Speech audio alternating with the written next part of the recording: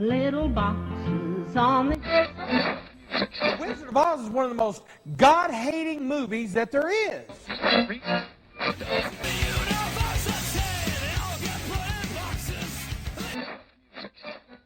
Yeah, so that's fun. Just saying. System crash. Wonderful. Wonderful shit. Fuck my life.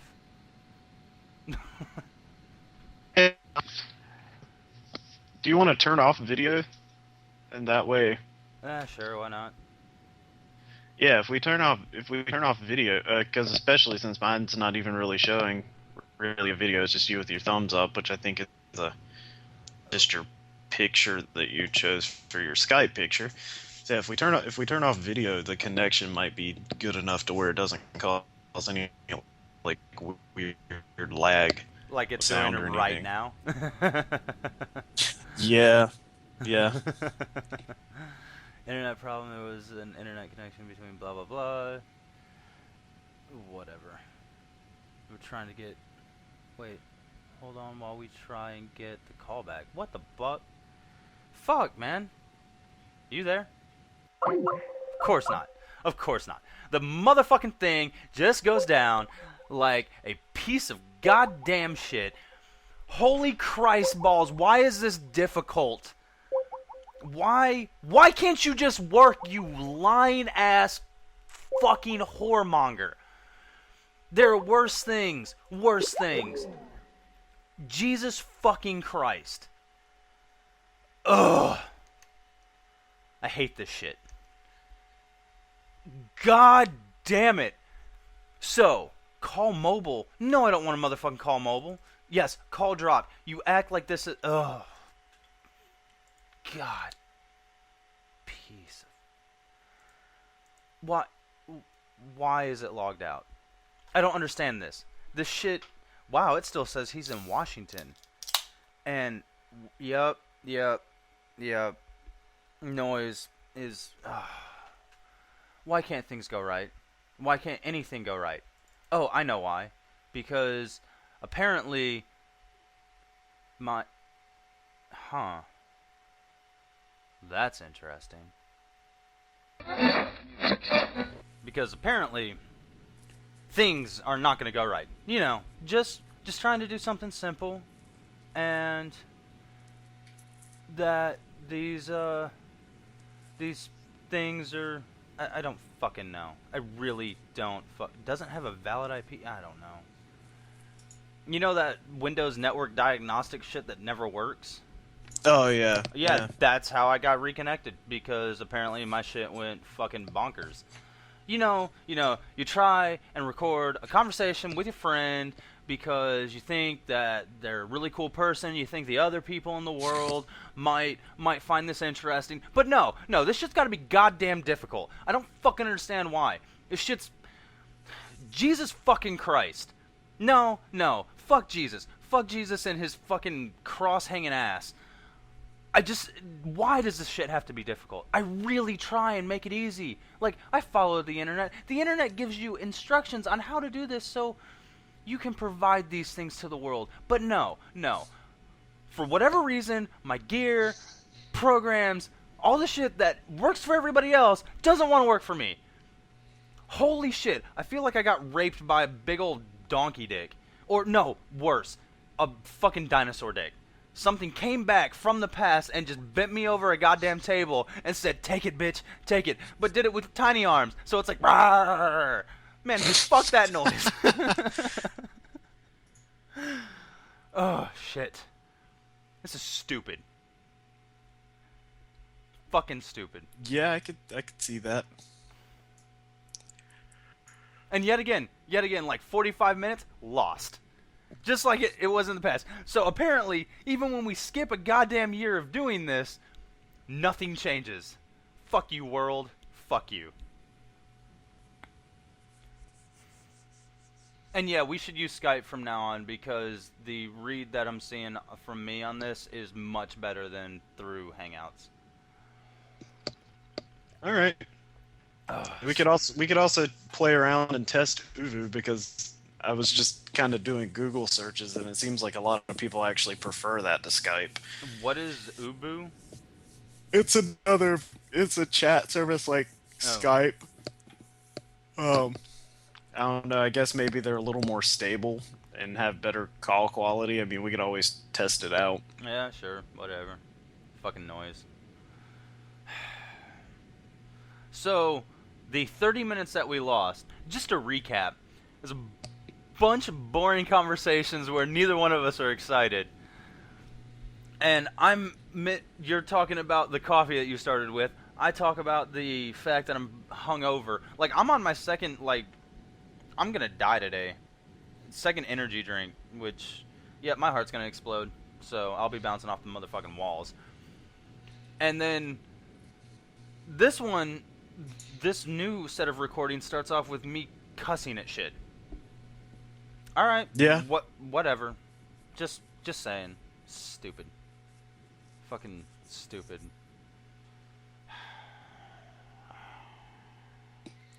I want to punch a small child in the face. It'll be okay. No, it won't, because I still feel like my asshole got punched. By a dinosaur dick. Rawr.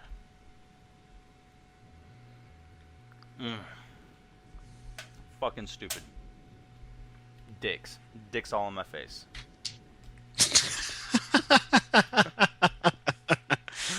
Uh-huh. Yep. Fuck you, little Iron Man. You aren't doing anything. Little Tony Stark bobblehead shit. Well, on the bright side, we didn't. What bright side? It's not like we really. Hey, it's not like that one time when we had the. Oh yeah. 45 minutes or whatever talking with Chris where we lost. Like, that shit was organized. We had it planned and everything, and it was actually good conversation as opposed to just random shit about Lord of the Rings and Apple. Yeah. And copyright law and a bunch of other shit. But my entire... I mean, at least we didn't lose any brilliant things. Not that technically I don't think we could really lose anything brilliant, but I can drink it away. Oh, well, yeah, fair enough.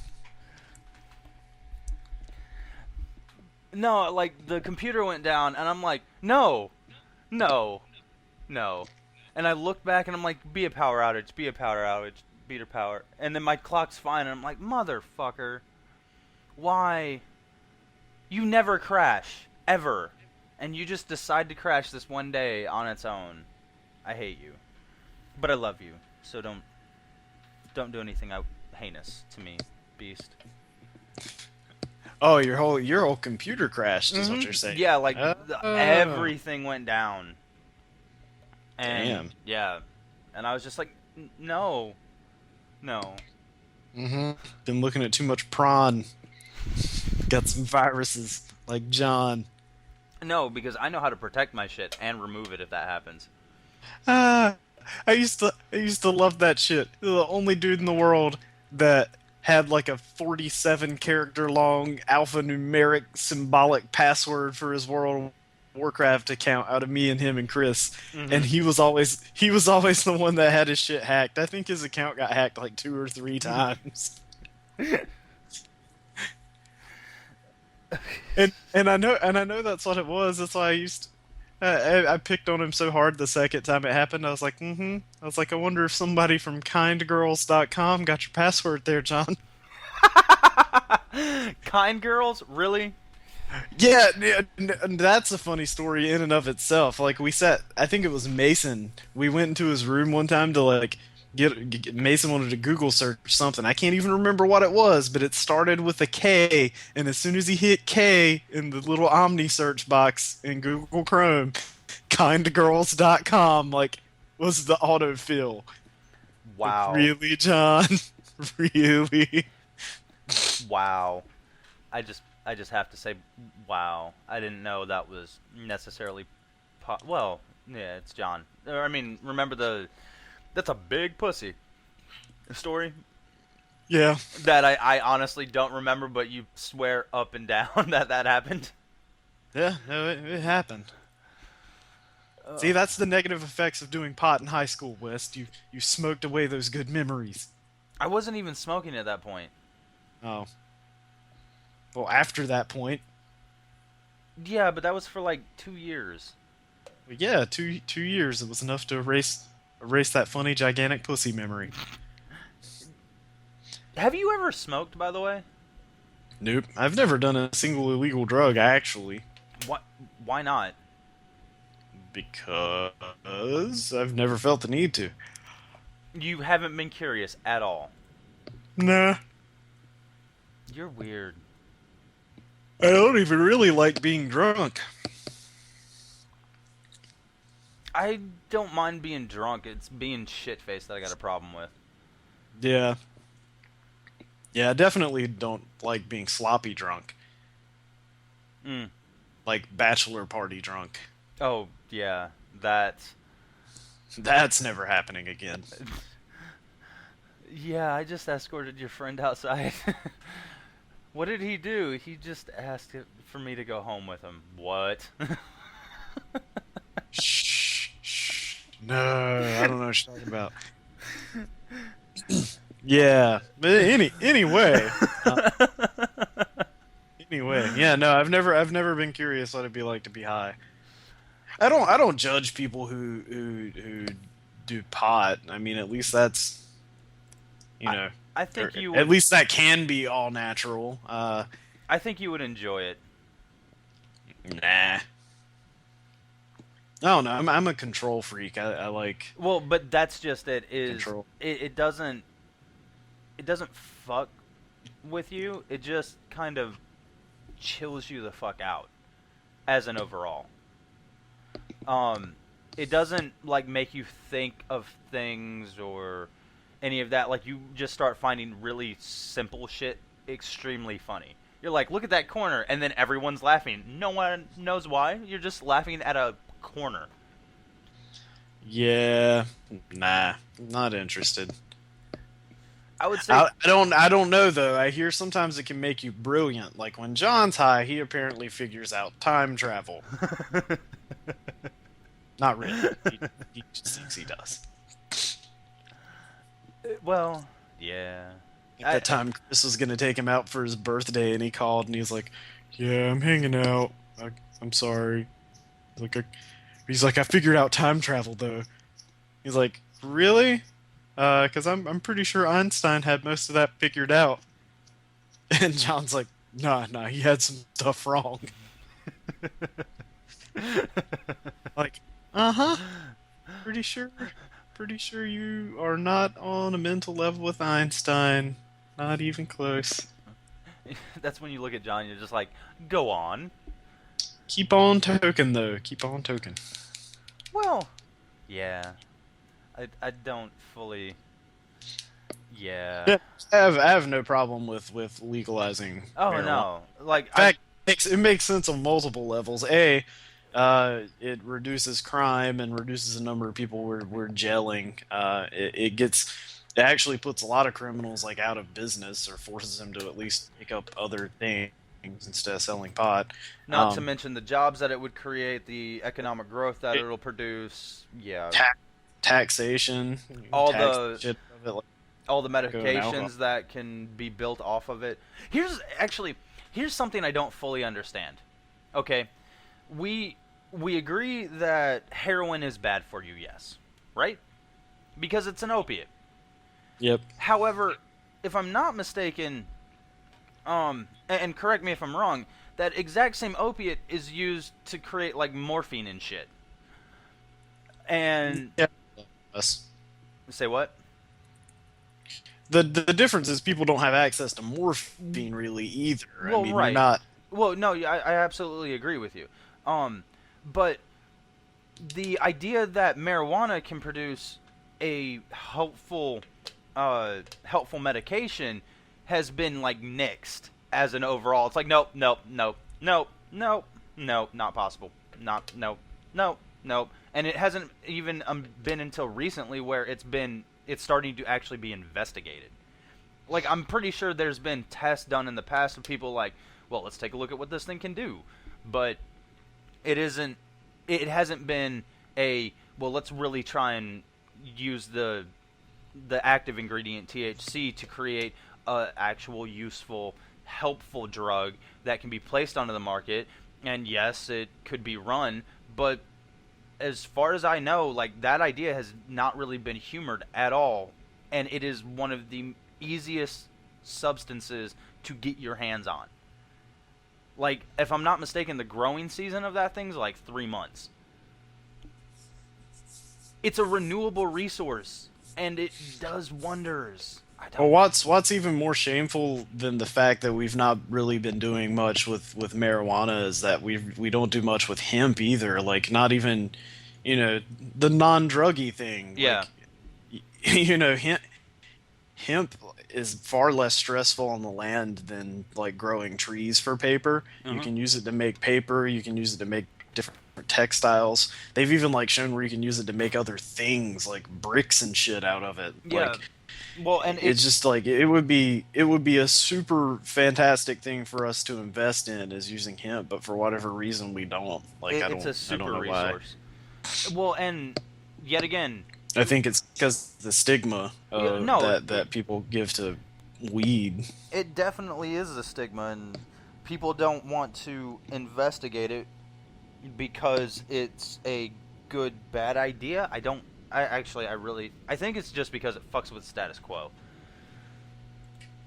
It's like, what do you mean this thing can do other things? No. Oh yeah, that's not... No, people absolutely hate, like, they hate change. I don't get it. I mean, change is difficult, and if you're talking about changing the entire way that you do things, but it's worth at least trying. Like, that's what I don't get. Like, the people that would rather derail the government than allow Obamacare to start. Like, I mean, yeah, the ACA, the Affordable Care Act, it's not perfect by any means, but try it out first. I mean, let the system go into effect, see if it makes things better before you cancel it. Especially since most of the people trying to shut it down anyway have offered zero, and I'm giving you a real number, 0 alternatives to it. Oh no, I know.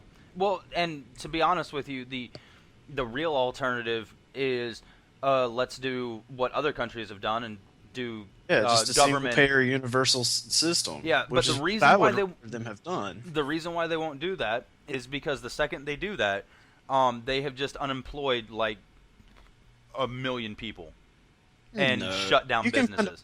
You can find a way to keep people employed. Well, it would get rid of the insurance section. The entire insurance infrastructure falls for healthcare. It's not like it's going to necessarily hurt like Allstate and shit, but it's not a good thing. And there are some there are some insurances that are only healthcare. Don't have skills they can't transfer. Oh. Yeah, I mean, it's not like those people don't have skills or they could be employed doing something else. And even the universal system, you still need people. Like, there still needs to be an infrastructure to make it work, and those people could just be transitioned to different kinds of jobs within that system. They would just go from the private sector to the public sector. I mean, really, that would only change with a lot of them. No, I absolutely agree with you. It's just the second that that choice is made, it's that instantly destroys all those jobs, and then jobs. I don't even know that it does that, really, if you did it smartly. Like, the Affordable Care Act, they passed it, and then most of it doesn't go into effect until next year. So people have had years to prepare. If you wanted to swap over to a single system like that, you could basically be like, okay, it's going into effect in 2020. You've got this many number of years to prep for it. Like, these are the jobs it'll create. If you guys want that job when your job is done, we'll take you. I mean, with enough prep time, I don't think changing over to that kind of system would be bad. I mean, it'll never happen because you have politicians who accept huge amounts of money from big companies that will go on a rampage and be like, it's socialism, socialism's evil. And they're able to get away with that because most people don't actually understand socialism. If you look at what socialism is, and the idea that it's pretty much everyone doing what's best for everyone, then yeah, socialism's not a bad thing at all. There are aspects of socialism that isn't conducive to The a governmental capitalist. aspects of countries that have been primarily socialist or communist. Hold on, yeah, dude. there Hold there on. are bad things there, but the general ideas behind it, like that, I mean, actually, it's conducive to having a good society. I mean, you can't really have a society of individualists. It doesn't work. You basically have a huge land where everybody's out for themselves, and that works to a point, but it doesn't really help any kind of human advancement at all. Not Mhm. really.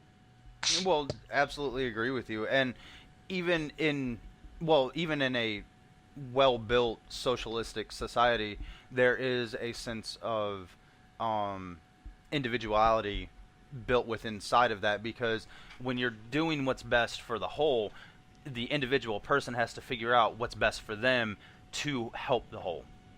So in the same aspect, you're receiving the small portion of, or you're receiving the self growth, I guess it was the best term, to be a better kind of you. But in the same aspect, when you're doing that, you're helping everyone else out.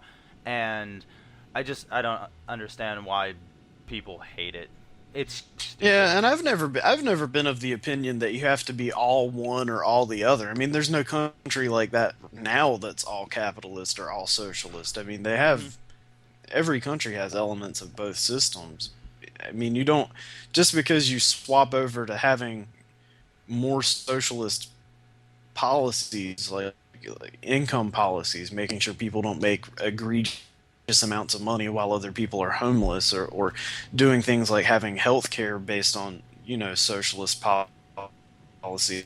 Just because you do those things doesn't mean you have to completely eradicate the free market, or eradicate varying pay structures. You don't all of a sudden have to force everybody to get the same paycheck, and like that's what a lot of people think. They think if you start doing that stuff that you have to swap over to a system where everyone gets paid the same no matter what job they do, and then the whole system crumbles, because who would want to be a doctor when you could get paid the same to be a janitor? And I'm like, well, that will never happen. Like, there's no country where that's the case at all.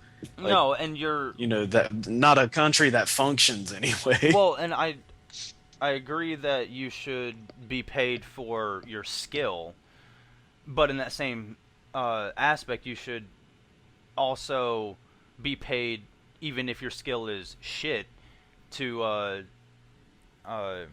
be able to live on your own. But let's face it, in order to do that, you've the only job that is what I would consider a just do it kind of job is, and you get paid kind of enough to live on, is what you do, which is work for the post office, because that's the only way that most what I would consider low-end jobs, where you don't have to think, you don't have to try, you don't have to do a whole lot of shit, unless you're you,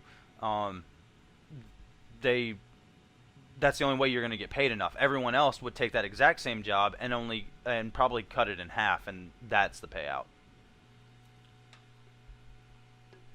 Yeah, I don't know. I mean, to me, as far as like the way jobs go, I've always been of the opinion that the best way to structure a society would be to have a bare minimum, and it should be a minimum whereby we agree that it's enough to live on and have enough. For me, the definition of minimum to live on is enough to pay your bills and be able to eat and to be able to have a retirement. Like that's the bare living, and I think people should be able to be paid the bare living plus a little more, because honestly, if all you're living for is to pay bills, you're not really living at all.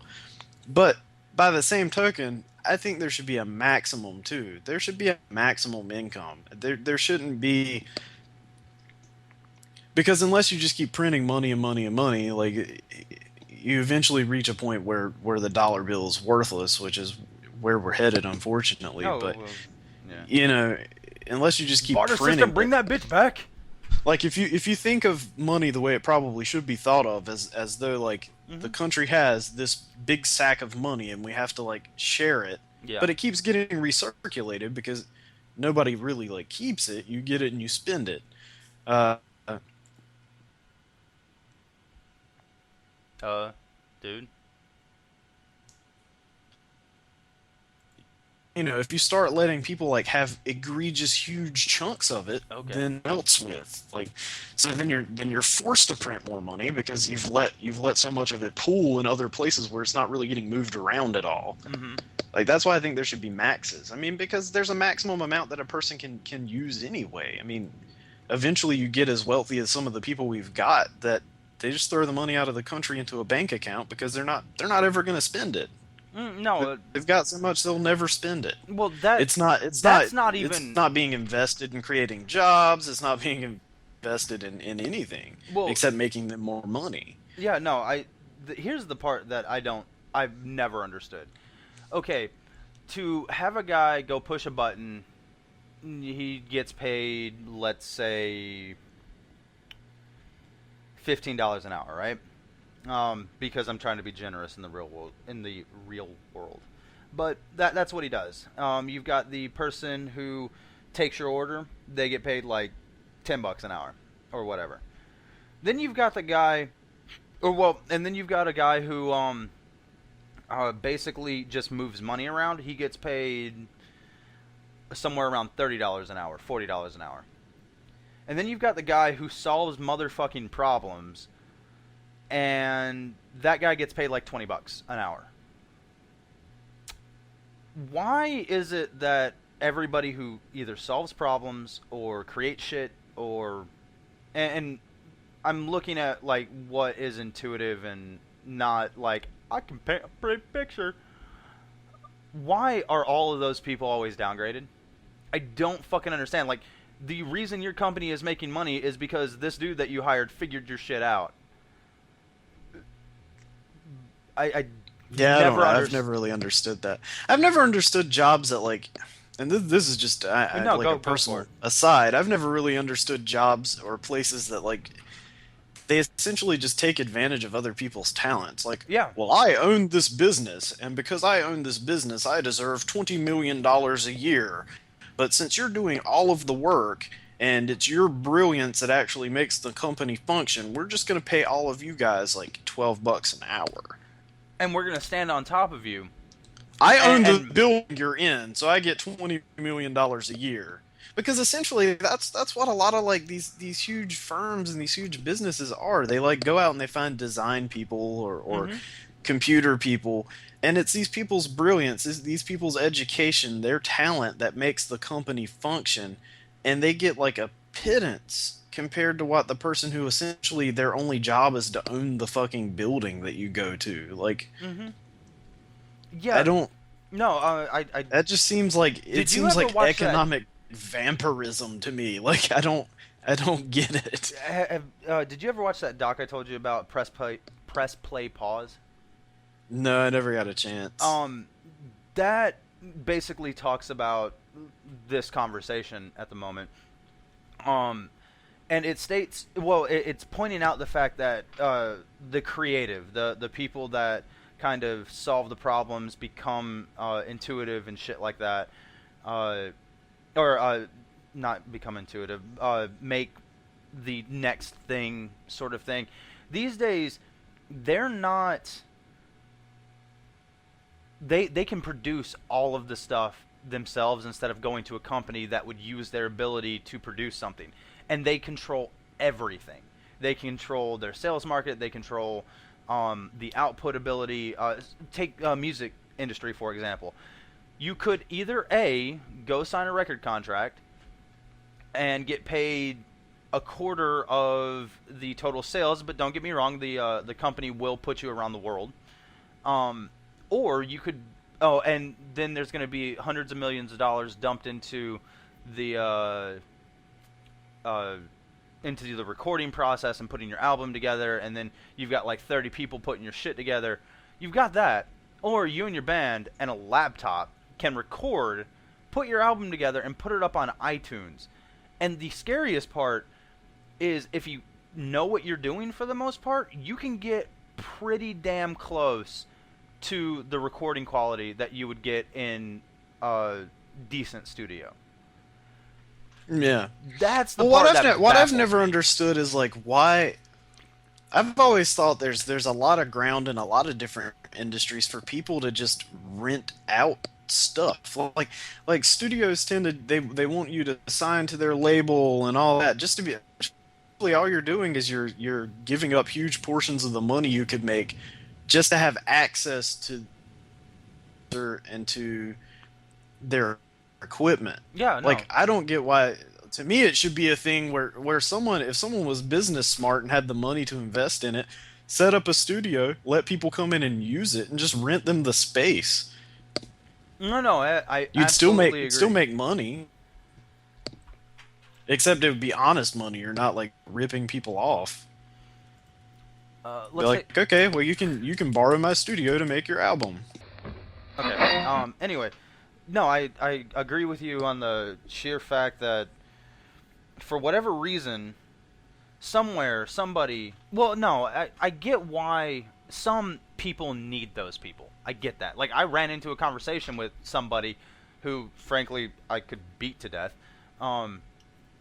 because the conversation pissed me off.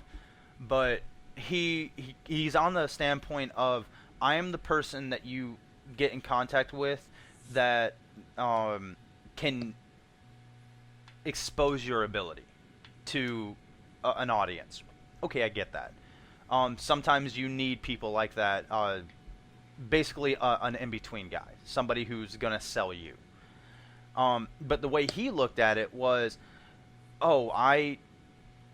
because I mentioned that I'm a graphic designer and shit, and he's like, oh, I take people like you and make tons of money off of. And I'm like, ooh, see, you assume that I need you to do that. He goes, oh, you do? And I'm like, no, I don't.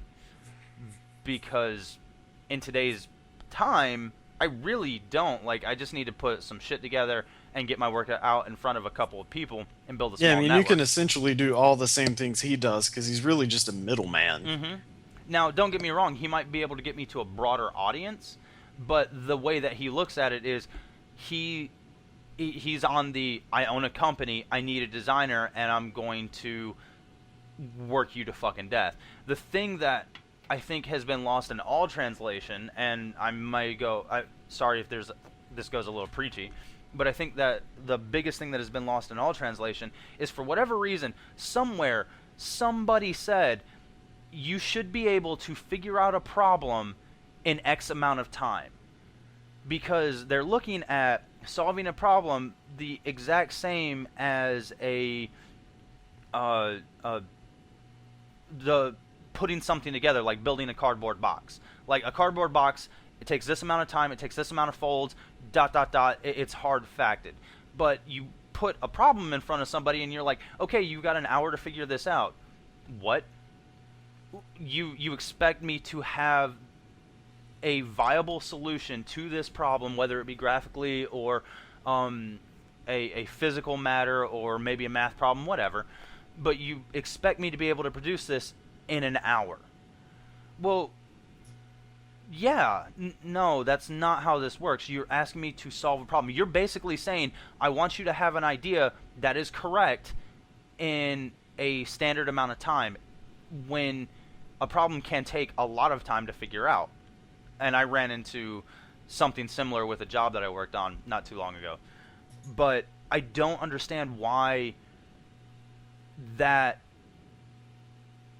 people think that this is something that you can just push out of people. I just don't get it. That's not how this works. You want the correct solution, you've got to give people fucking time. Now, I understand, like, if it's been a month and you still don't see any results, maybe you should go talk to somebody else, because maybe you went to the wrong person to solve the problem. Maybe you need to talk, maybe somebody else does. But you can't force an amount of time out of somebody. Or you can't force a thought out of somebody. Like, I can have a thought, but then again, that thought might have been, I farted. Well, that doesn't solve your problem, but it solves the fact that I've just identified the gas that came out of my ass. You know? I just don't get it. I don't know. I don't understand why that's lost. And I mean, you're working on being a writer. You're going to run into that exact same shit. I'm writing a book. I'm trying to figure out how the story ends. And then your publisher shows up and they're like, "Well, why haven't you finished the book?" And you're like, "I don't fucking know." Because I don't have the answer. I think what you're touching on in essence is the problem that happens when you turn things that require problem solving or even art into a standard business transaction. I mean, it's not like if I go to McDonald's and order a burger, yeah, I mean, I'm not expecting anyone to do anything complex. They're doing something that's been figured out long before they ever took the job, how to make that as fast as humanly possible. But whenever you're creating something new, like I need a logo. Well, okay, if you need a logo, that's going to take time because it has to be created from scratch. I mean, unless you just want like a crappy, god-awful, here's a brand new logo, I mean, you can. I think what a lot of these people confuse is they confuse the time it takes to produce the work with the total time it takes to have gotten the idea in the first place and done everything. Like, yeah, it might only take you 6 hours to do the work, but it might take you an additional 40, 50, 60 hours to try things and figure out what the best option is. Yeah, no, like recreating a logo, I can give you a hard time because I can look at the logo, guess about how much effort I'm going to have to put into it, and as long as I can see how I would draw that, I can recreate it. So that's like a 1, 2, 3 hour based off of the complexity of the actual logo. But in the idea of, hey, I need a logo and I need the essence of it to be lolcats for whatever reason. Okay, I've got to sit down and think about this, and I've got to try out a bunch of variations, and don't get me wrong, after we come with a final product, I could reproduce that product in X amount of time, but to figure out that product is a completely different factor, and you just can't force that out. I mean, I don't really understand why. I mean, I agree with deadlines to an extent, because if you don't give someone a deadline, then you run into the risk of it just never getting done. Well, right, but I think I'm also saying deadlines should be realistic and they should be flexible. Yeah. To an extent. I mean, there should be some progress along the lines, but then again, from a design standpoint or a creative standpoint, if you can't solve the problem and you've already spent half your deadline trying to figure it out, you go to your client, your boss, whoever, and say, I can't do this. It is your responsibility. Therefore, the deadline has to be adjusted for someone else to take a look at the problem. But that doesn't seem to go over very well, and I don't understand why people get frustrated with the fact of someone just simply saying, I can't do this. My brain doesn't work that way, which is one of the reasons that I love coders. Coders have probably the most control I've ever seen, because they can do 9 times out of 10 something that their boss can't do. So when their boss goes, hey, can you produce this in X amount of time? They're like, nope. And they can give you a pretty good guesstimate on how much time this is going to take. And then they're like, but honestly, it's going to get done when it's going to get done, and I'll let you know when it's done. And everybody has to go hands off, because you can't pull the person off of it midway through, because the next person has to figure out what the guy has already done and then build on top of that. So it's best to leave the same person working on the same thing. Yeah, and there's always a niche that people can fill for these types of things where you need stuff done fast. Like if someone comes to a designer and they're like, I need a pamphlet because I have a sale like next Monday, and I want some shit printed up to give to people.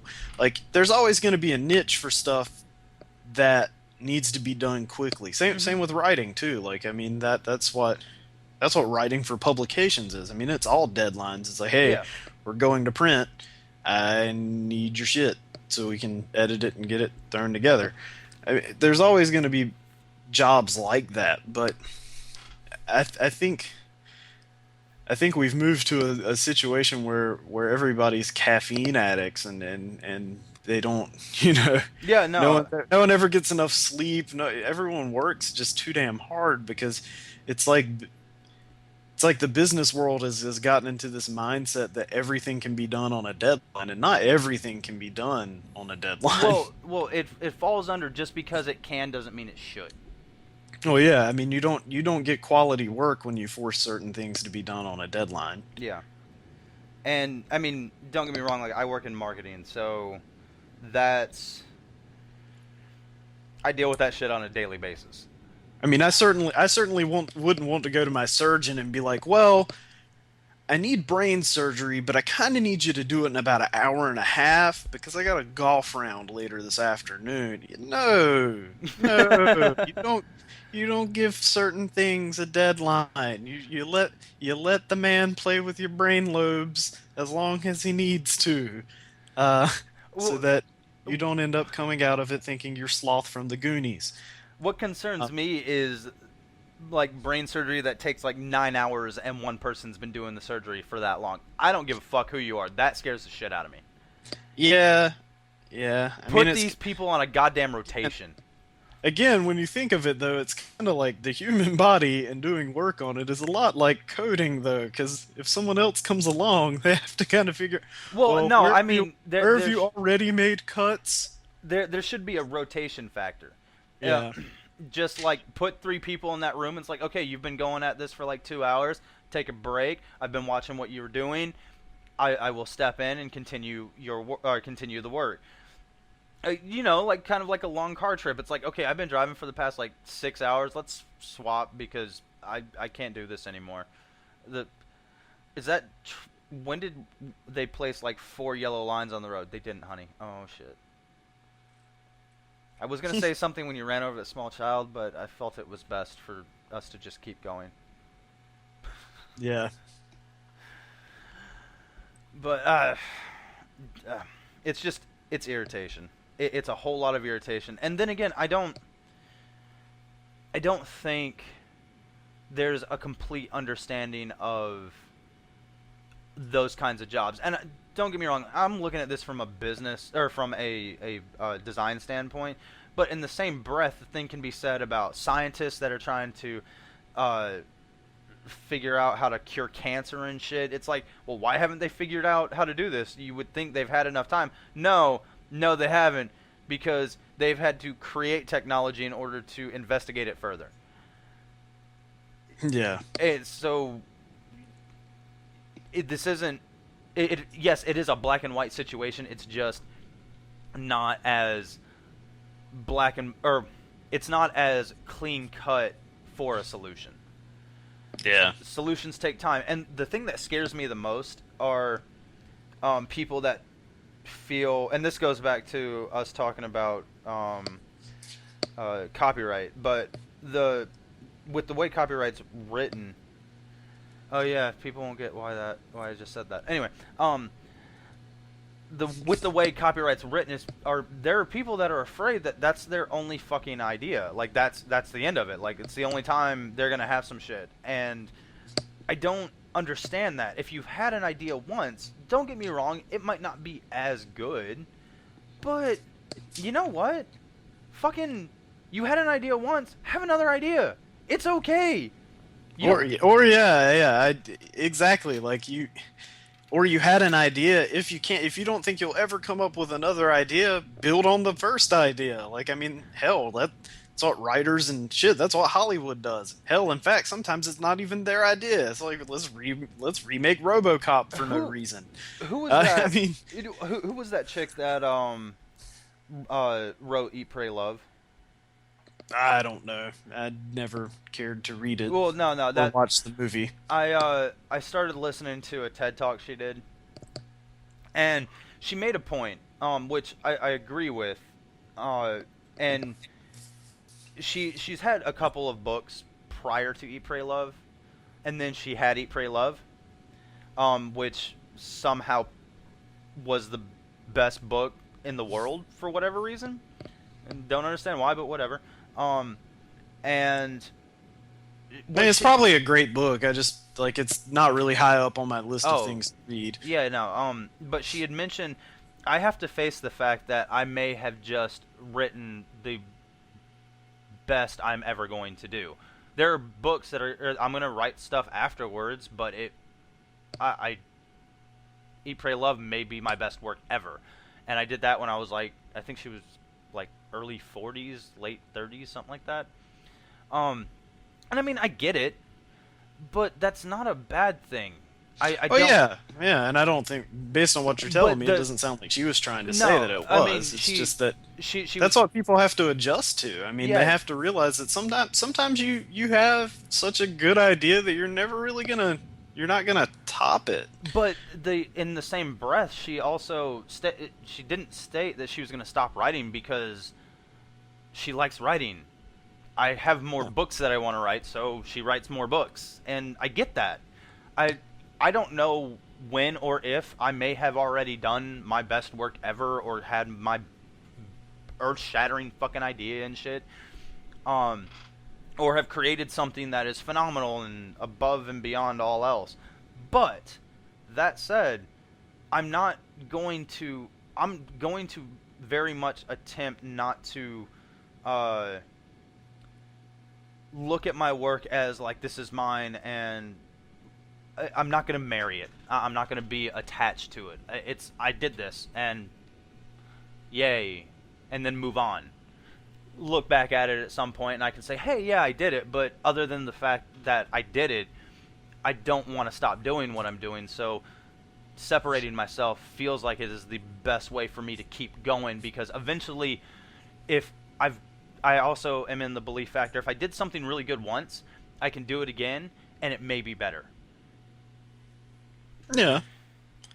Yeah, I mean, I don't think people should give up, but you know, I don't think people should have that one good idea and then give up, and I don't think they should kill themselves trying to better the idea. I think it's just about being happy doing what you're doing, really. And I don't know, it feels like people don't think that's an acceptable idea anymore. They feel like they have to like kill themselves to try to do it better. I mean, if that's what you want to do, then sure, but I don't think necessarily everybody should feel compelled to constant growth is just not something that's possible. I don't think. Like I think eventually sometimes you just have such a brilliant idea, or you hit a peak, you strike gold, and it's okay not to ever again. But by that same token, I don't think people should be like, I don't know, I guess maybe it's a Western thing where we've bred individuality so much that people think that if they have one good idea, they deserve to just retire onto a fucking island because they had one idea. Like, I had one idea, let me bask in my brilliance. Like, no. Well, and in that same breath, my response is Elon Musk. Just, that dude has had ridiculously good ideas. Oh yeah, I mean, every now and then you come up with like I think he's one of this day and age's Einsteins. That, you know, you have people like that who just, they generate a lot of new stuff. Yeah, well, I don't know. I'm not exactly certain if I would consider him Einstein, because Oh yeah, maybe more like one of the industrial people, like Carnegie or something like that. I would agree with you on that. Or maybe Boeing. Who created Howard Hughes. Yes, Howard Hughes. I mean, don't get me wrong, Howard Hughes helped develop a lot of the planes, but if I'm not mistaken, Elon Musk started PayPal, I think, with like a friend or something, but he was doing the work as well. And then after that, he's been looking at the work, but it's been more of, I want this kind of company to exist. And he makes that company exist and then brings the appropriate people in to make that company work. Yeah, exactly. I mean, and we need people like that. Yeah.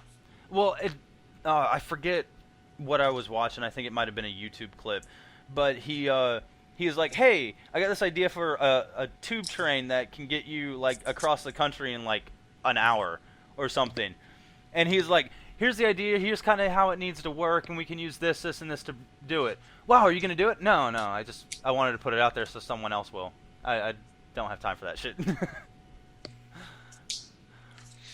Yeah, no, that basically it's a pneumatic tube, like Yeah. you would go to the bank and put your deposit in. But yeah, no, I mean, I love how that conversation went, though. He was like, yeah, here's an idea for something. Well, that's great. When are you going to start working on it? Oh, I'm not. I wanted to put it out into the world so someone eventually will. Wait, what? Yeah, I have no want to build it. I just think it would be really cool if it existed. Hence why I put it out. And people don't know how to respond to that. So, like, I have ideas all the time. Can I produce those ideas? Fuck no. But if I tell them to the right person, like, I've got a video game idea, and I told it finally to the right person, and he actually knows some people to possibly get that thing into development. I just want to play the damn game. I don't want to work on it. I just want to play the fucking game. So here's how the game works. Here's kind of the general thought process, and then go build it. Don't you want finder's fees? No. I want to play it. So just put it out into the world, and hopefully someone will make it. yeah. If only the world were more charitable with ideas like that. But I don't know. I have no reason to hold on to them because in the same moment that I have one idea, I have 10. Are all of them good ideas? No. Are all of them ideas? Yes. And sometimes you pick the shitty idea, and sometimes you pick the phenomenal idea. Sometimes you just say things that make people go, okay, you are really smart. And that's okay, but they're just ideas, and if you don't give the ideas to the correct people, they're just lost into the wind, and some of these things could be really beneficial. And I don't understand why people are like, I have an idea and I must keep it to myself. Or I have an idea and I'm going to, well, I get why people like have an idea and then they're like, I'm going to produce it. I want to stand behind this idea. So they learn all of the stuff in the world. I get that. Like I've met people that somebody had an idea for a game app, and not a coder, or a phone game app, not a coder, nothing. Him and 3 friends learned how to code for phones in order to build this game. And they're still working on the game. But to start, and they, other than the fact that I believe they all worked in different industries and things like that, but none of them are designers, none of them are game designers. They just kind of had an idea, and they were like, well, we want to produce it. And that's cool. And I get that. That's cool because I mean it gives you an opportunity for growth. It lets you learn new things, Mm-hmm. and it still lets you have complete control. Like 'cause sometimes you have an idea and you don't want to see what it would become under somebody else's hands. Like Yeah. you know what you want the finished product to be. Yeah. And yeah, I get that. But like by the same token, I'm like you. I don't get the people that have an idea, and I don't know. I think it's part of our culture too. Like, you know, I mean, Are hell, we if you talking look at the American TV long culture, enough, or- you can't not see those commercials that are like, "Do you have an idea? We'll patent it for you." Like, it's just this idea. Like, everybody's got this notion, and it's largely a fairy tale because it doesn't happen that often. That you're gonna have an idea and you're just gonna make it rich overnight and just be this overnight success story millionaire. Mm-hmm. And it's not gonna happen. I mean, that doesn't happen to the normal person. Yeah. You're better off just sharing the idea, getting a little bit of money out of it, and letting people who can use your idea, if your idea is generally something you think that's going to better people's lives or provide them meaningful entertainment or something like that. I mean, you're better off just letting the idea out, getting a little bit out of it, and at least letting the idea live instead of like holding on to it to its death in some cases where you don't want to let it go. Yes, and I've heard so many good ideas, and the worst part is the people that I've had these conversations with, their reaction to, well, why don't you go do it, is like either they haven't thought of that as an actual option, or B, it's I don't want to do it.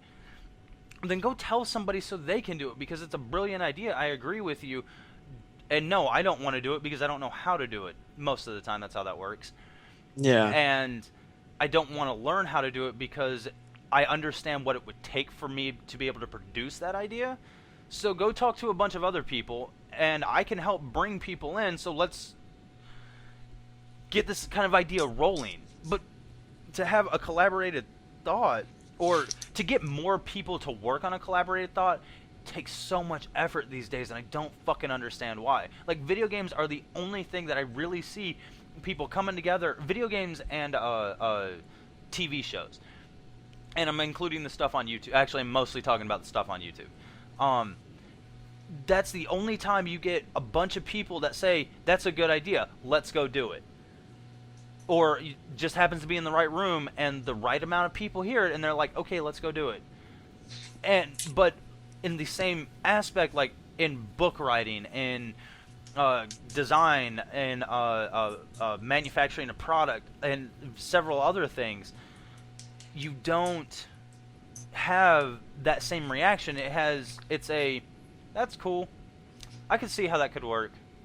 I think I know how to build it. You should go do that. It's a bad thing to listen to someone else's idea and then go do something with it, because people have ideas and they need to be produced. But if that person is incapable of doing it, and that's another thing, people need to let go of their, when they verbally say an idea, they need to let it go, because if they're not going to go do it, there's no reason for them to get bent out of shape that someone else heard your idea and went and did something with it. That's how we move forward. I don't understand fucking people. Stupid. I don't know. I think we're in a transitional phase. I think you're going to see more and more of people like finding ways to collaborate and get things done with the culture's changing. I mean, you're seeing right now like crowdsourcing and Yeah. Kickstarter's changed. Like, in my opinion, they're a game changer as far as like making products, new products, new ideas. Like, you know, instead of having to go through the old structures that people used to have to navigate to be able to see an idea come to fruition, you can now throw it on Kickstarter, get your funding, and then make it yourself. True. You know, I think it's going to change. I mean, it won't change. I don't think it has the power to change everything. Like, I mean, it won't change the record industry and how that works. But there are other things that change that, like people just being able to do it at home now with computers. Skrillex. Yeah, I mean, there are a lot of. I think as technology gets more and more and advanced, and as people get more and more used to using it, you're going to see a lot more ideas coming to fruition. Hopefully, that's a good thing. I mean, hopefully, you know, people don't have bad ideas. But I mean, we're at the very beginning stages of a lot of really cool technology, like the brain scanning thing that you mentioned earlier that got deleted because we lost that part of the show, and like 3D printing and crowdsourcing. I think all of these things are going to like start coming together, and you're just going to see a lot of cool new stuff done with it. Yeah, no. Hopefully. Well, and it's why, like, talking that about that piece is because hopefully someone who knows what the fuck I'm talking about will eventually hear it and say, that's exactly what needs to happen. It's why I actually tweeted it the second I saw that video. Is that piece that measures the brainwaves and then can allow you to interact with physical objects or virtual objects with just your mind. That's brilliant, but you put that on a creative head and you attach it to a modeling software or something that can read that stuff and produce those things like Maya or Sandbox or whatever. That would be amazing. Like, from a design standpoint or from a creative standpoint, like, my work efficiency would skyrocket. Like, if I could just roughly put the idea up there, because let's face it, when you have an idea or you see something, it isn't quite clear, and then you spend the time refining the idea. Like, you kind of get it down a little quickly and then you refine it. But to go on ahead and have that step already skipped and then you take that idea and clean it, that would be awesome. But and there is no way you can convince me that the technology's not there. The only thing I think that's not there is the code. The code that is going to be required to get that software to get the brainwave to translate into that particular software. Other than that, I think it's all there. And if these people have already figured out how to use thought to control something, that means they understand something about how to get the brain to produce or to show what it's visually thinking about. And that's a hop, skip, and a jump. Like, the second this thing hits the market, and as long as it's a good product, I literally believe 5 years. 5 years, if not sooner, that the the type of technology that I want to exist will either have been made or begin being made. I don't know why it's going to take that long. It should be like I understand the company is on Kickstart, did their thing with a Kickstart, but the second they put it out there and they get their product in, or they start building a little bit of revenue, you get a good creative person, you get a bunch of brilliant coders, which you probably already have in your midst. You sit them down together and you're like, okay, let's see how the creative brain works, which for people who study brainwaves and minds, they love the creative brains because they're fucking crazy as hell anyway. And so that data is kind of already there, so they just have to figure out how to translate that data into what physically exists, you know? So Yeah. I want it to exist so bad, and I want it to exist before I die. God, I would love for that to exist.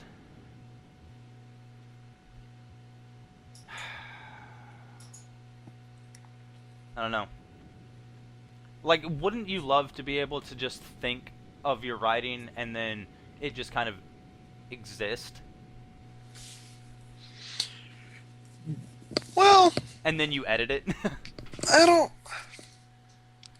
don't know. I think it could be useful in the like plug into the head thing and let it scan and get my general rough ideas down, but I don't know that I'd ever want to like have a whole poem or have a whole story or a book or anything like that transcribed from my head. I think it would take part of the pleasure out. I think part of the fun is the process of actual typing it up and or writing it down or whatnot. But that's just for me. Like I know there are a lot of people that have so many ideas that would just allow them to pop out piece after piece after piece. Yeah, no, that's why I want to do it.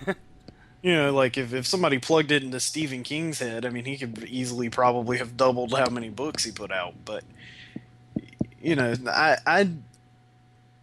I'm not like that. I don't have a ton of ideas that I'd want to get down. So I would feel kind of cheated if I did it super fast and didn't have anything left to do. I'd have to get a different job. That would suck. Well, unless you hit a couple of bestsellers within that, and you could go on ahead and quickly write out all your books. It's just about when you want to release them. Well, yeah, fair enough. But Release them all at once. But you could, if you had, let's say, 10 books, 1 book a year, that's reasonable. Especially if the first book did really well. Yeah, I could see that. Which, really, how many people's first book does well? It's normally like their 3rd, 4th, or 5th, like, after you kind of understand your craft. Which, honestly, would explain a lot of the artists that we grew up listening to. Like, Korn, for example. Their 3rd album is considered the best album. Follow Leader, right? I honestly don't even know what people would consider their best stuff. I'm looking more at ratings factor because it had those 2 extremely huge hits that, depending on what station you're listening to, still come on every now and again. But that was their 3rd album. You had the first album where they were just kind of getting their sound out. You had the second album where it's more refined, but they're still, like, songs like Adidas are on it. And that's kind of a bit different from Korn's whole vibe. And then you have Follow Leader, which is this beautiful mix of what they had been creating and what they wanted to become. It's why I feel Issues was so ill-received, because a lot of people, and this I'm trying to also pull back from when that album came out. But I remember a lot of people saying, well, it's not quite Korn anymore. And I get growth. I really get that. But it is, in the same breath, it's just, it doesn't appeal in the same way. And then you have, Untouchables and all of these other things, but you can hear the growth and progression. But it really, all their albums after Follow Leader sound closer together than what happened before. Yeah, I suppose. I guess that's about the same with a lot of music artists. Though they either find a comfort zone where they're making a lot of money, or they find what they like doing the most after experimenting for a while. Or in some cases, they pull a Smash Mouth or they pull a Sugar Ray and they completely change their style of music so that they can go on Nickelodeon's Kids' Choice Award shows, because that makes them a lot of money. Well, yeah. I could make awesome music, or I could make completely saccharine, shitty pop music and wallow in my paychecks. Well, yeah. Mark McGrath. Fucking, That first album was so ridiculously good. And to be honest with you, I'm kind of okay with 1459. Nah, I couldn't do it. Like, going from Lemonade and Brownies, and what was the one that they had with Fly on it? I can't remember what the name of that album was. But like, going from that sound to like every morning I just want to like fucking punch him. I'm like, really? I mean, I guess I can't fault somebody for finding a paycheck and being like, well, shit, I'll take that paycheck, because at the end of the day, that's unfortunately the way we've structured humanity. We're like the only species that pays to be able to live here. Yeah. But no, so think about true. it. Go ask a monkey what his day job is. His day job is picking fleas off of his cousin and eating them. Like, he doesn't have to go work a 9 to 5 to be able to live. I mean, fucking, we do. If I want to eat, I have to go work. Like, it's kind of bizarre when you think about it. But no, like, I can't fault somebody for wanting the paycheck, but I don't know, at the same time, like, I feel like it disappoints me when artists do that, because it feels like they're saying, well, what I was creating wasn't important. What was important was the money. Yeah. Well, and I get, like, at some point when you deal with collaborative effort, let's say a TV show or a movie, you've got a bunch of creators, but they're all working together to produce this one thing where your visual and audio senses are being peaked at the same time.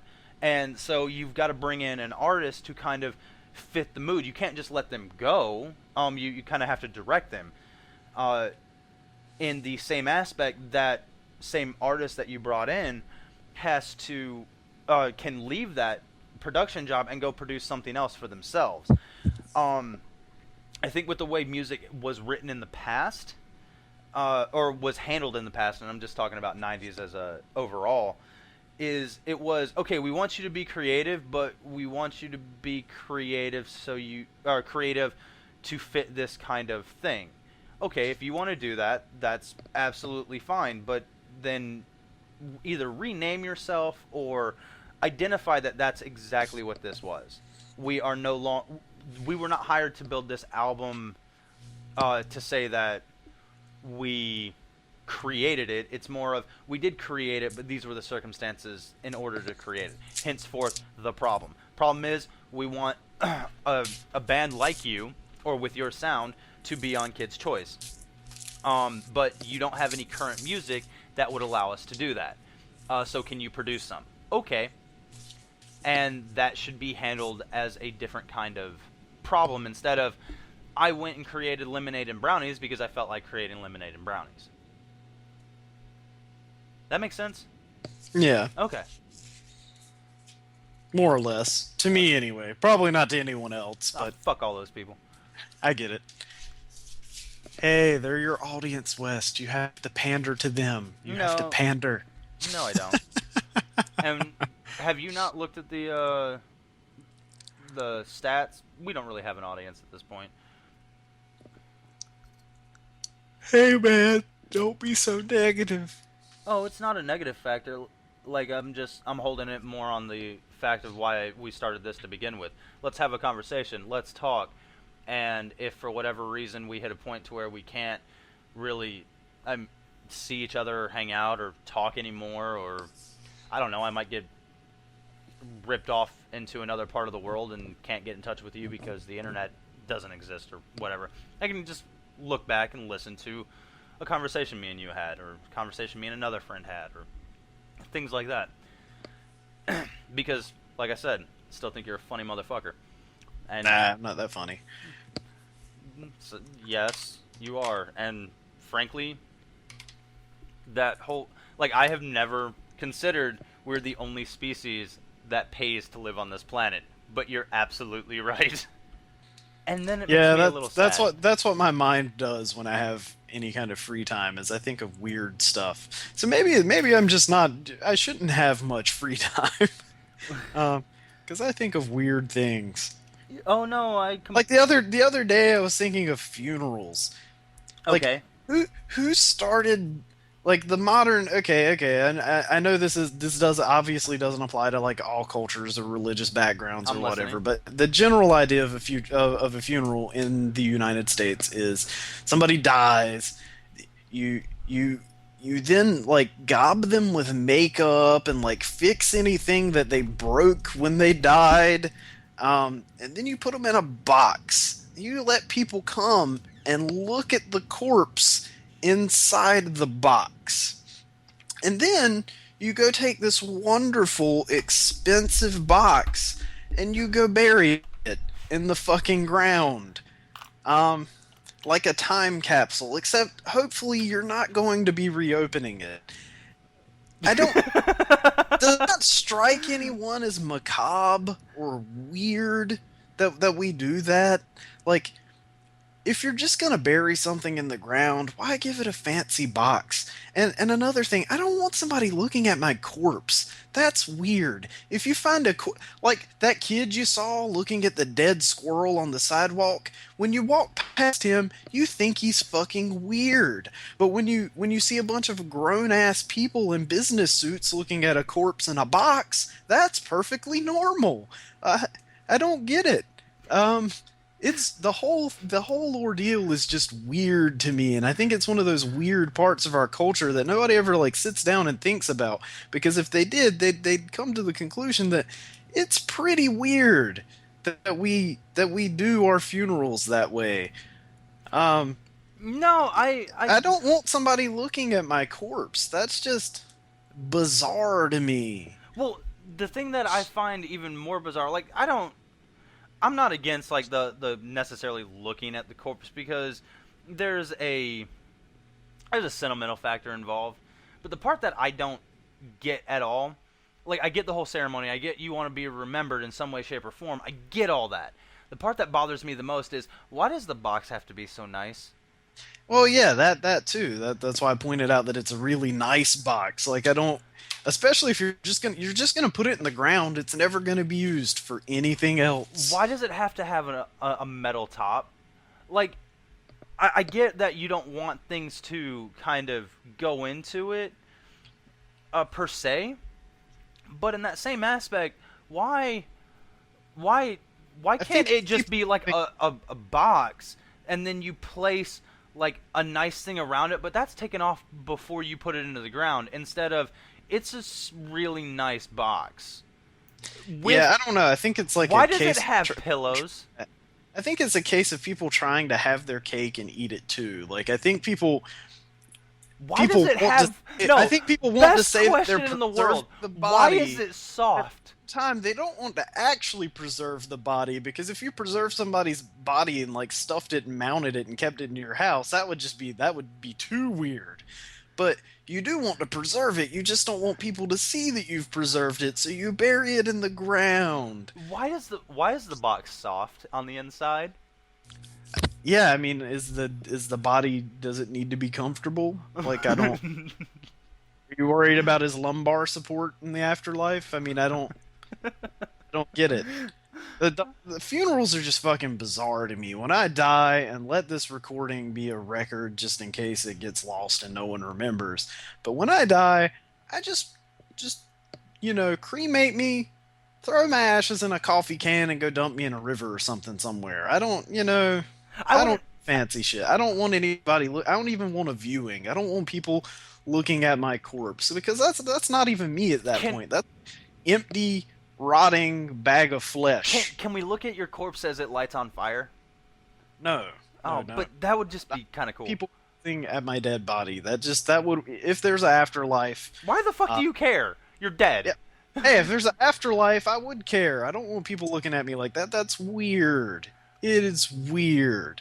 Or, alternatively, I could just have a satirical funeral whereby I just make it as weird and uncomfortable as possible to point out how weird and uncomfortable funerals are to begin with. And I could just have my, zombified head decapitated from my corpse and preserved and make everybody play like a game of hot potato with my head. Okay, if you die before me, at the ceremony part of it, I'm pulling this recording and we're just going to listen to you talk. I'm pulling this part of the recording and it's just going to be, and this is what he thought about ceremonies. Best fucking in-joke ever. I'll go out on that note. I either want one of two ways. I either want a funeral that's completely devoid of any and all bizarre ritual and circumstance, especially since I'm not religious anyway. Can we create a ritual for you? Or just make up some really bizarre shit to point out how really bizarre funerals are. I'm gonna have people play hot potato with my head.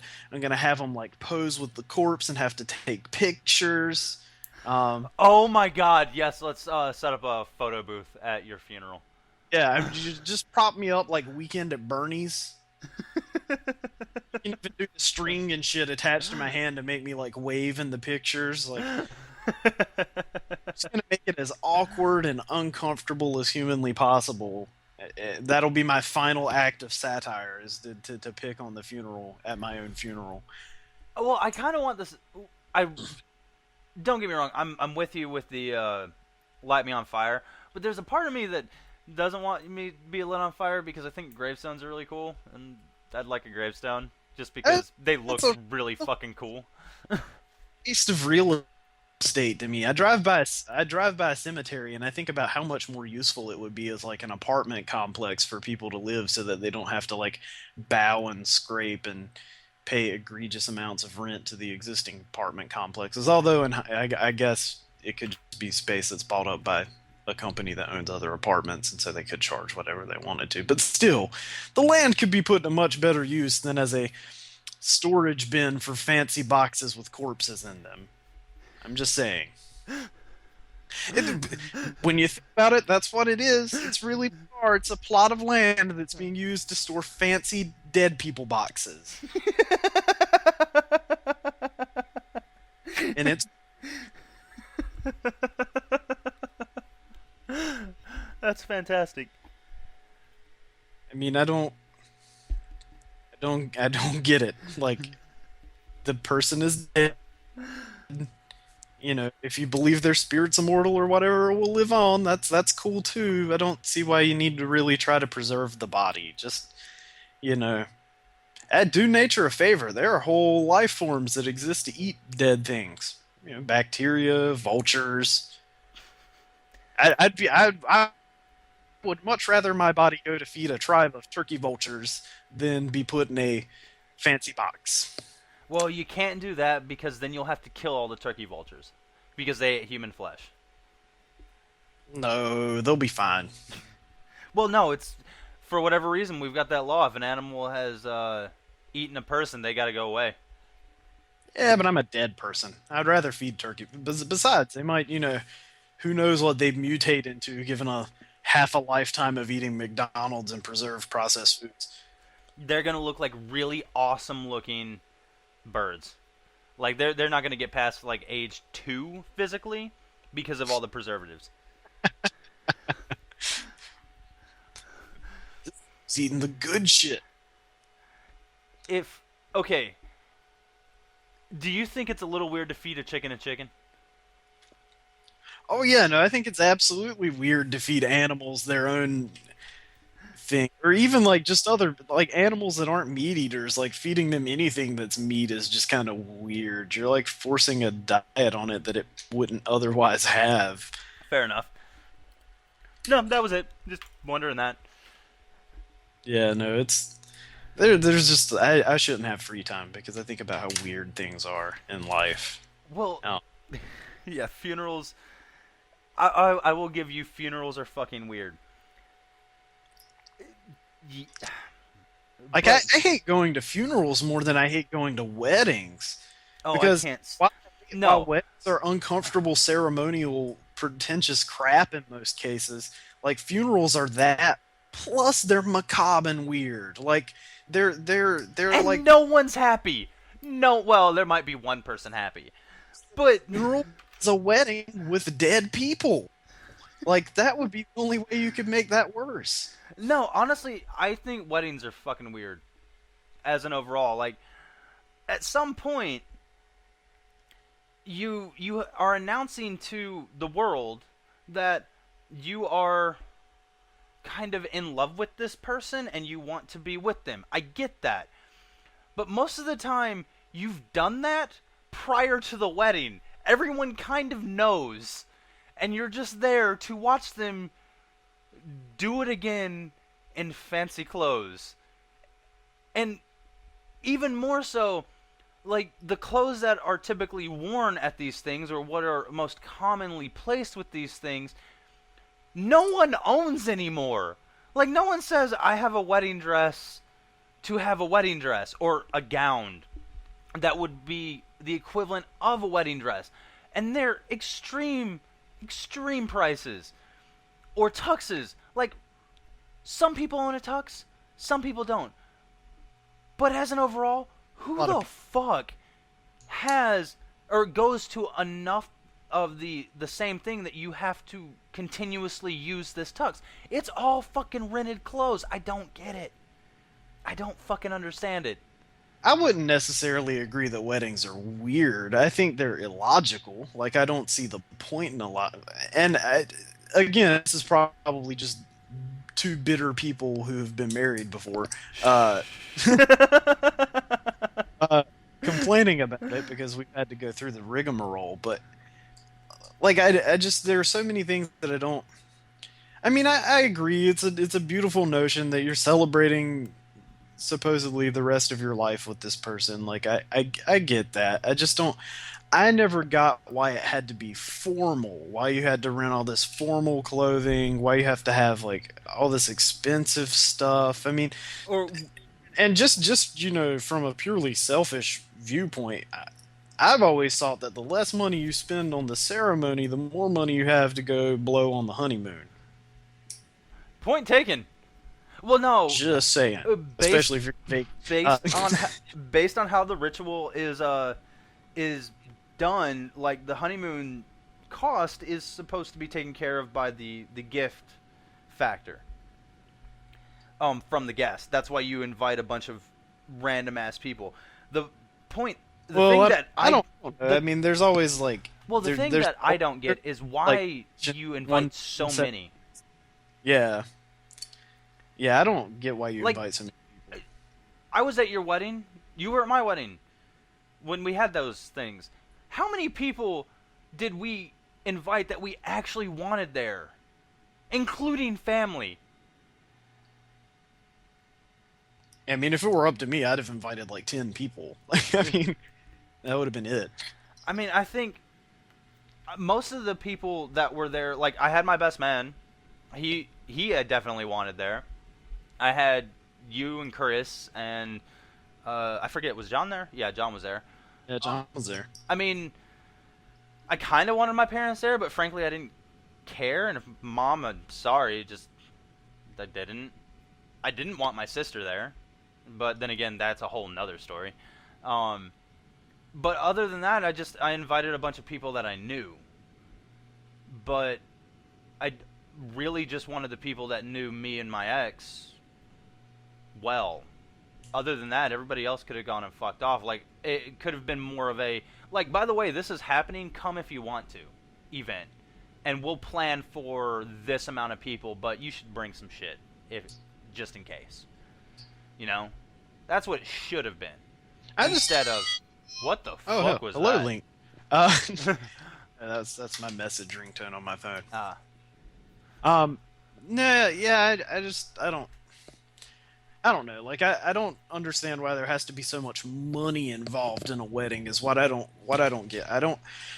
I'm think totally just for, like, if you want it, go for it. Well, yeah, no, I'm not knocking people that genuinely want it. If you genuinely want to spend $20,000, $100,000 on your wedding, and you've got the money, or don't mind going into huge amounts of debt to do it, then by all means. But I think we're in it's saturated to the culture at this point to where people just assume that that's the only way to do a wedding. Like, is to spend all this money. You have to have a reception. You have to go out and have really expensive rental clothes. You have to rent out a huge expensive venue. Like, I don't...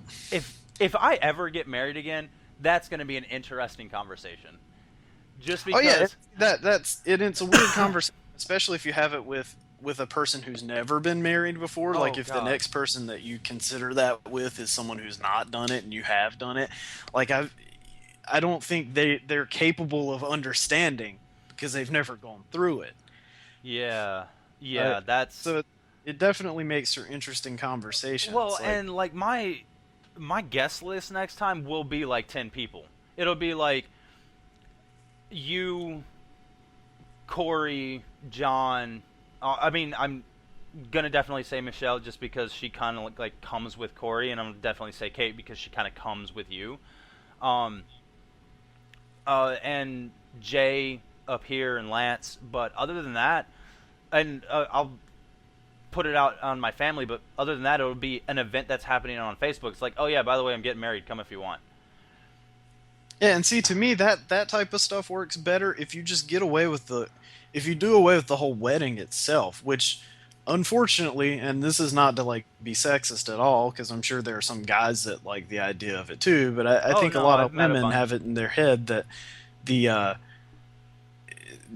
have to have the wedding, you want pictures, you want to do the whole, like... But to me, I always saw it just as a matter of practicality and being able to have as many people show up and celebrate with you as possible. You could have a really small, tiny wedding somewhere not important, or you could just do away with it entirely and just sign papers and invite people to the reception. Yeah. Because, I mean, really, that's where people get to mingle and talk and reminisce and things like that anyway. You don't get to do any of that at a wedding. Everyone stands around, quiet as a church, as it is in most cases a church where you're getting married. Which, that's another thing. I don't know if I get married again and I go through the ceremony part, I don't know if I want to do it in the aspect that it's traditionally done. I'm more on the idea of, let's stand in front of everybody. We'll have someone there who can marry us, but let's stand in front of everybody. Let's say, this is the reason I love you, this is the reason you love me.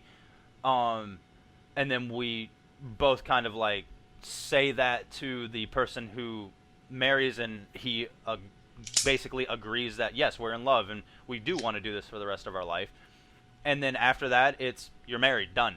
Like, let's not go over, and God said, or all of that. Just, let's, short, simple, these are the two reasons, done. Like, does there really have to be anything else? No, there doesn't. And let's face it, if there's an after party, most people, you get dressed up in this expensive-ass clothing to change out of it, like, 10 minutes later. Yeah. It took Because no one ever 3 hours to airs get the into full it. deal to the reception. And I mean, like, I think I was out of my tux 30 minutes into the reception. So I wore the thing from needing to wear it to by the time I got out of it for like an hour and a half. Because you don't want to get any fucking food on that either. Yeah. Because you got to give it back. Yeah, pretty much. So I don't fucking understand it. And then again, I honestly feel bad for the brides, because a lot of the times they're in fucking outfits that they can't even really sit down in. Yeah. So not only are they in a ridiculous outfit that most of the time hopefully will make them look good, but they're also incapable of movement. They're kind of like this doll. But going back on your like statement, I don't think that's a sexist statement. And to be totally honest with you, I kind of like get it. I think it's more of an idea that this is a chance for us to look good, and the female aspect, and I may get berated for this statement, but the female aspect, most females want to look good and want to feel as though they look good. And since I've done my attire change, like, I like looking good. I like dressing well. I like taking care of myself. I like making sure. I think like, everyone I'm does. I think it's just at what point does, I don't know. I think weddings have become a thing, or maybe they've always been, where people value appearance far more than they value functionality. Because if something's not functional, it doesn't matter how pretty it looks. Like if I can't breathe because my tux has so many layers that it's making me sweat bullets like I'm on a crack binge, that to me has passed any kind of function I can have for it. Yeah, and I'm at this point, like, with my attire change and my physical changes and all that, I now, and this is a little vain, but I now look at before I leave the house, I take a quick glance in the mirror and it's like, would I fuck me? I'd fuck me. And then I leave. I don't ask myself that question because I'd be afraid of the answer. It just, as long as it's, do I consider myself visibly fuckable? All right. Yeah, I could see why that person gets laid. And then move on. And if I don't do that, like, I have literally said, no, I wouldn't fuck I would not fuck that person in that outfit. And then I'll go change it, and it's like, okay, that works. Or the hair's not working out quite right. That's hilarious. You've never done that? I understand that's vain. That's like vain as fuck, but it doesn't matter. I don't know. I mean, it's tied into your self-worth. I don't know. A certain level of vanity to me is okay. Like, a certain amount of self-confidence is okay. And certainly being concerned with your appearance is okay to a point. Like, if it's the only thing you care about, then obviously it's gone a little too far. But I mean, just thinking of, do I look presentable before you leave the house? It's not a bad thing, I don't think. Presentable. I would care. Do I look like I could be bent over this sink at the moment?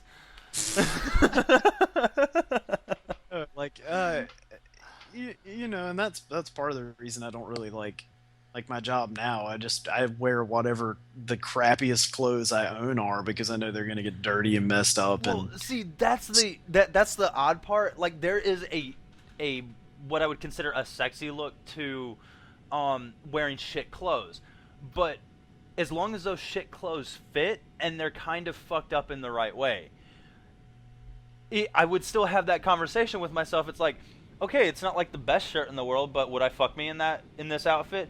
Yes. Like, I look dirty as fuck, but that's kind of the appeal, because I do it right before I go skating. Which, by the way, random side note, excited as fuck. Haven't done it in 9 years. Yesterday, I landed a 3-set. Made me happy as hell. Very nice. Had to gloat. And I'm 28, so that, I mean, it's still a reasonable age to be able to do it. It's just, I haven't done it in 9 years. and that means I'm stepping back up to the fact that I will eventually have enough balls to go for a 6 set. Because honestly, I know I can do it. It's just my nut factor is gone. I pussied up. I need to nut up again. Mm-hmm. Well, and I need to get a little more fit because, like, after I did that over and fucking over again, shit hurt a lot. I need to remember how to kind of do it. Yeah, but no, yeah, anyway, it's just making sure, like, even your shitty clothes still look good on you is a important factor. Like, I didn't realize, because, well, you know my entire wardrobe, like, adjusted, right? Yeah. That comes from losing weight and a bunch of other things. But while my wardrobe was adjusting, like, I just made sure that none of the clothes that I owned looked bad on me. And then at that point, even my shitty clothes look good. I don't have to like the shirt, but as long as it looks good on me, it's done. It's good. And I learned also at that same point that fitted clothes fucking matter. Know your goddamn body size and go buy a piece of clothing that fits your body size. Don't look like you were eaten by a fucking jersey. Yeah. I don't. Yeah, it helps. I don't know. With my shitty clothes, I'm not talking about shitty clothes like I would just hang out in a bar in or sit on the couch with. I'm talking about, like, just shitty clothes that I really don't even... I don't care if it gets ripped or I bleed on it. Oh, yeah, no, definitely. Like, I've got... Like, I don't care if that stuff looks good on me, because honestly, as soon as I get a different job, most of it's probably going to get thrown out anyway. Ah, gotcha. Actually, you should just, like, cut your knuckles across with a box cutter and then wipe the blood off on your shirt and just be like, yeah, I got into a bar fight last night. Done.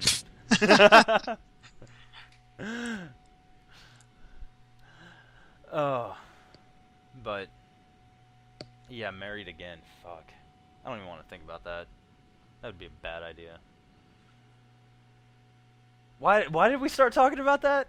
Somehow we went from death to weddings. because we were talking about, like, ceremonial stuff that's weird. Yes. That as bad as weddings are, funerals are worse, and the only thing that could be worse than a funeral is a wedding that involved corpses. Actually, I'm pretty sure that's been done. Probably fucking has. I mean, not much that's brand new under the sun, unfortunately, as far as weird things go. Yeah. Yeah. All right. Well. Yeah. I've got stuff I need to do today, so... Yeah, same here. I will catch you, I guess, next week. Just get a overall, like, goodbye, because that's about the only thing that we've got left to do at this point. Because we're fucking intro. These things aren't going to happen anymore, so... I guess I'll talk to you later, man. Bye. All right. Later on.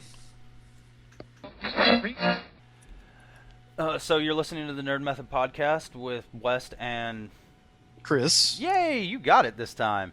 You can get in touch with us on... Fuck, what's the email? I forgot.